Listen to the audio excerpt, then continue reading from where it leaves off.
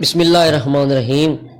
Math class 9th exercise 1.5 कहता है कि find the determinants of the following matrices. वो कहता है कि इन मैट्रिसेस के इन कॉलमों के क्या करने हैं, आपने डिटर्मिनेंट्स फाइंड करने हैं।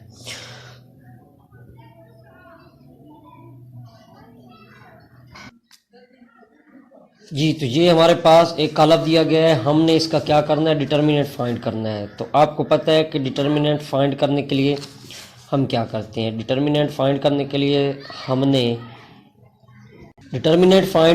हम क्या करते हैं, इन दोनों को आपस में मल्टीप्लाई और इन दोनों को आपस में मल्टीप्लाई करते हैं, दरमियान में लगाते हैं माइनस। देखो, इसको और इसको -1 और 0 को हम आपस में मल्टीप्लाई करेंगे, दरमियान में हम लगाएंगे माइनस। ये फार्मूला होता है डिटर्मिनेंट फाइंड करने का।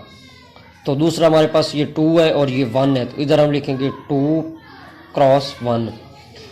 तो इसके बाद हमने क्या करना है, इन दोनों को आपस में मल्टीप्लाई कर देना है। ये 2 इसको 1 को 0 के साथ देंगे, ज़रब देंगे तो हमारे पास 0 आएगा। इधर हमारे पास माइनस है तो 2 1 इज़ 2, इधर 2 आएगा। और 0 में से 2 निकालो तो हमारे पास क्या बचता है, 2 निकलता है। ये इसका आ जाता है डिटर्मिनेंट्स। इसी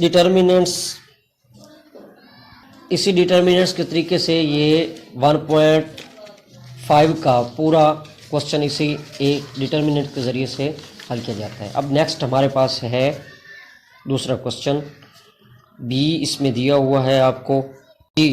तो बी हमारे पास ये दिया हुआ है। अब हमने इसका डिटर्मिनेंट फाइंड करना है, तो हम क्या करें, डिटर्मिनेंट ऑफ बी। तो हमने क्या करना है,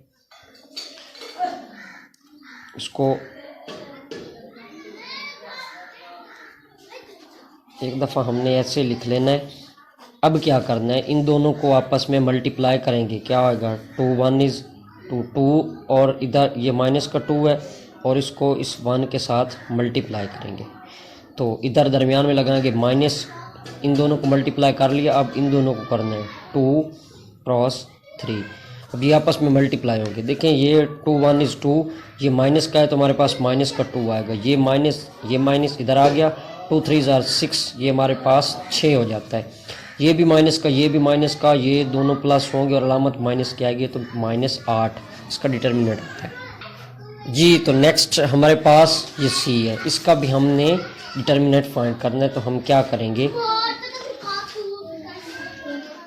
इसको पहले यहाँ पे 3 आता है,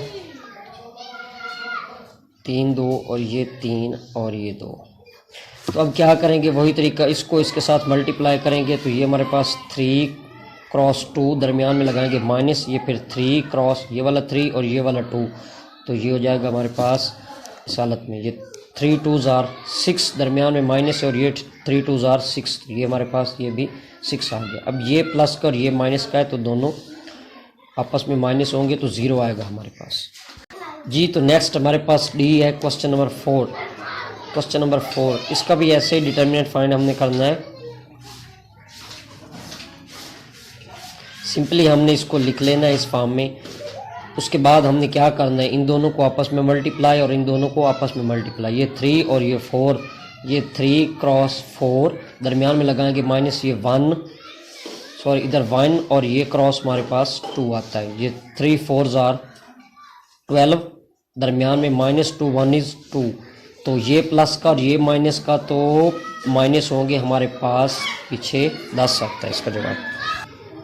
जी, तो नेक्स्ट हमारे पास इसका क्वेश्चन नंबर 2, इसमें कहता है कि find which of the following matrices are singular और नॉन सिंगुलर। अब हमें सबसे पहले तो ये पता होना चाहिए कि सिंगुलर और नॉन सिंगुलर क्या होते हैं। तो चले यहाँ देखते हैं कि सिंगुलर और नॉन सिंगुलर पहले क्या होते हैं। जी, तो सिंगुलर मैट्रिक्स क्या होते हैं, अगर हम किसी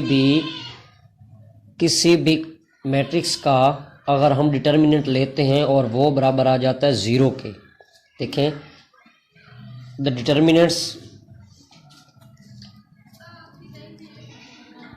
वो कहता है the determinants of matrix is equal to zero. वो कहता है कि किसी भी अगर हम कॉलम का डिटर्मिनेंट्स लें और वो बराबर आ जाए ज़ीरो के तो फिर हमारे पास जो एक मैट्रिक्स होता है वो हमारे पास होता है सिंगुलर मैट्रिक्स। देखें डिटर्मिनेंट्स ऑफ मैट्रिसेस, किसी भी जो है कॉलम का किसी भी कॉलम का determinants is equal to zero, अगर ज़ीरो के बराबर आ जाए तो फिर वो हमारे पास होता है सिंगुलर। जैसे कि हमारे पास फॉर एग्जांपल ये एक कॉलम है, अगर हम इसका क्या लेते हैं डिटर्मिनेंट्स लेते हैं तो हमारे पास ये अगर आ जाता है ज़ीरो के बराबर तो फिर होगा सिंगुलर मैट्रिक्स। देखो ज़ीरो और ये भी ज़ीरो है। अब इसका अगर हम इधर लें डिटर्मिनेंट्स लें और ये 1 और ये 0, इन दोनों को आपस में मल्टीप्लाई और इन दोनों को दरमियान में माइनस लगा के इन दोनों को आपस में मल्टीप्लाई। देखें ये 0 तो इस 0 के साथ 0 हो जाएगा और ये -2 इस 0 के साथ ये भी 0 हो जाता है और 0 बराबर हमारे पास क्या आता है 0 आता है। तो देखें इसका हमारे पास डिटर्मिनेंट्स क्या आया है 0 के बराबर आया है, तो ये हमारे पास एक सिंगुलर मैट्रिक्स है जी। तो नेक्स्ट हमारे पास है non singular matrix. Determinants of a matrix is does not equal to zero. अगर हम किसी भी जो है ना कॉलम का डिटर्मिनेंट्स लें तो वो बराबर आए वो 0 के बराबर ना आए। अगर किसी भी कॉलम का हम डिटर्मिनेंट्स लें और वो नॉट इक्वल हो 0 के तो फिर हमारे पास क्या होता है नॉन सिंगुलर होता है जी। तो नेक्स्ट हम अगला इसका क्वेश्चन देखते हैं। हमने सबसे पहले इसका डिटर्मिनेंट्स लेना है। हम डिटर्मिनेंट्स इसका लेते हैं और देखते हैं कि ये सिंगुलर है या नॉन सिंगुलर है, मतलब नादर है और या गैर नादर है। देखिए इन दोनों को पहले आपस में मल्टीप्लाई करेंगे तो 3 4 12 होता है, दरमियान में -6 2 12, ये भी 12 के बराबर होता है। अब देखो 12 में से 12 निकालेंगे तो 0 बचता है हमारे पास और ये इक्वल टू होता है 0 के। तो क्या हुआ हमारे पास जी, तो देखिए ये हमारे पास 0 के बराबर आया है, तो ये सिंगुलर मैट्रिक्स है जी। तो नेक्स्ट हमारे पास बी है, इसका डिटर्मिनेंट्स लेते हैं तो देखते हैं ये सिंगुलर है या नॉन सिंगुलर है। सबसे पहले इनको आपस में मल्टीप्लाई 4 2 8, दरमियान में माइनस और 3 1 इज 3, तो 8 में से 3 निकालो तो हमारे पास बचा 5 और ये नॉट इक्वल टू 0 है, इसका मतलब है ये नॉन सिंगुलर है, ये हमारे पास नॉन सिंगुलर। नेक्स्ट हमारे पास सी, इसका अगर हम डिटर्मिनेंट्स लें तो क्या बनता है देखते हैं। ये 7 को 5 से मल्टीप्लाई करो तो हमारे पास 35 और दरमियान में माइनस ये 3 और ये 9, ये 3 और ये 9, ये भी माइनस का है, एक माइनस का और प्लस का है तो माइनस होगा हमारे पास 9 3 27। यहाँ से देखें ये माइनस और ये प्लस, तो आपस में ये जब मल्टीप्लाई होंगे तो प्लस हो जाएंगे, ये 2 7। अब देखें जी, तो इन दोनों को हमने प्लस किया तो हमारे पास 62 आया जो नॉट इक्वल टू 0 है। इसका मतलब है ये भी हमारे पास, क्योंकि ये जो है ना 0 के बराबर नहीं है, 0 से बड़ा है, तो ये भी हमारे पास क्या आता है नॉन सिंगुलर आता है, ये भी नॉन सिंगुलर है जी। तो नेक्स्ट क्वेश्चन हमारे पास लास्ट है डी में देखो इस 5 को और 4 को आपस में मल्टीप्लाई करो तो ये बनता है 4 5 20, इधर माइनस, ये माइनस कर ये माइनस तो आपस में प्लस हो जाते हैं। ये 10 को 2 से मल्टीप्लाई करो तो 2 10 20, ये माइनस और ये माइनस आपस में क्या हो गया प्लस हो गया, तो ये 20 हो गया। देखो -20 -20 तो ये बनता है 0 के बराबर, तो ये आ गया 0 के बराबर, तो ये बना सिंगुलर।